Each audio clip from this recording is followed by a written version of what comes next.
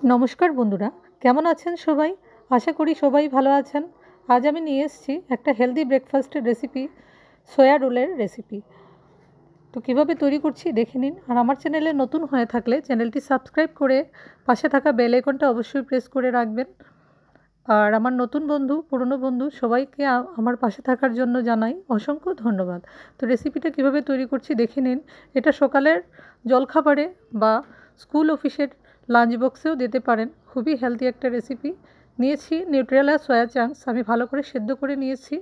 আর দিয়ে দিলাম হাফ চামচ নুন, হাফ চামচ লঙ্কা গুঁড়ো, হাফ চামচ হলুদ গুঁড়ো, দিয়ে দিলাম 3 চামচ টক দই আর নুন আর সামান্য একটু চিনি দিয়ে ভালো করে এটাকে মাখিয়ে নিয়েছি। দিয়ে দিব সাদা তেল প্যানে। তেলটা গরম হলে দিয়ে দিলাম সয়া চাংসগুলো আমি ভেজে নেব। দেখুন ভেজে নামিয়ে নিয়েছি।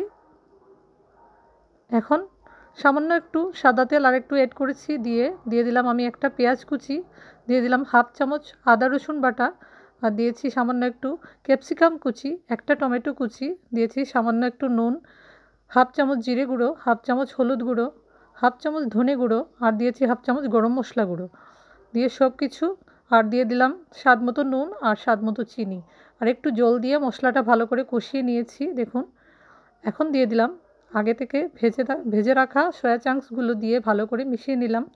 দিয়ে দিলাম সামান্য একটু ধনেপাতা কুচি, ভালো করে মিক্স করে নিয়েছি। এখন আমি একটা আটার ডো বানিয়ে নিব। আমি আটা দিয়েই করছি, আপনারা চাইলে ময়দা দিয়েও করতে পারেন। আটা দিয়ে করলে খুবই হেলদি হবে এটা। দিয়ে দিলাম সাদা তেল আর দিয়েছি একটু হাফ চামচ নুন আর সামান্য একটু চিনি, ভালো করে মেখে নিব। মেখে নিয়ে আমি দিয়ে দিলাম উষ্ণ একটু গরম জল দিয়ে অল্প অল্প করে মেখে আমি একটা ডো বানিয়ে নিয়েছি। রুটি পরোটার ডো যেরকম আমরা মাখি ঠিক পরোটা আমি বেলে নিয়েছি। দেখুন আমি একটা পরোটা বেলে নেব।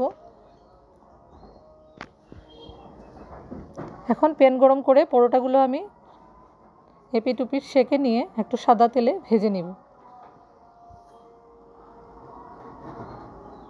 সাদা তেল দিয়ে আমি ভেজে নিয়েছি।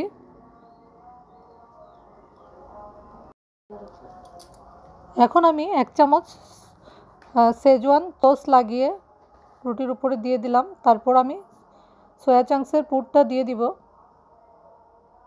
এখন দিব সামান্য একটু পেঁয়াজ কুচি আর দিয়ে দিব সামান্য একটু কাঁচা লঙ্কা কুচি আর সামান্য একটু ধনেপাতা দিয়ে আমি দিব একটু টমেটো দিয়ে আমি এটাকে রোল করে নেব। একটা কাগজে আমি ফেলে দেব। একবার হলেও আপনারা এই রেসিপিটা ট্রাই করে দেখবেন, দারুণ টেস্টি হয়, ছোট বড় সব হবে। দেখুন সব আমি সার্ভ করে দিয়েছি। তো রেসিপিটা ভালো লাগলে একটা করে লাইক দিয়ে দিবেন, সবার সাথে শেয়ার করবেন, কমেন্ট বক্সে অবশ্যই জানাবেন আপনাদের কেমন লাগলো। আজ এই পর্যন্ত, আরও একটা নতুন রেসিপি নিয়ে চলে আসব। ধন্যবাদ।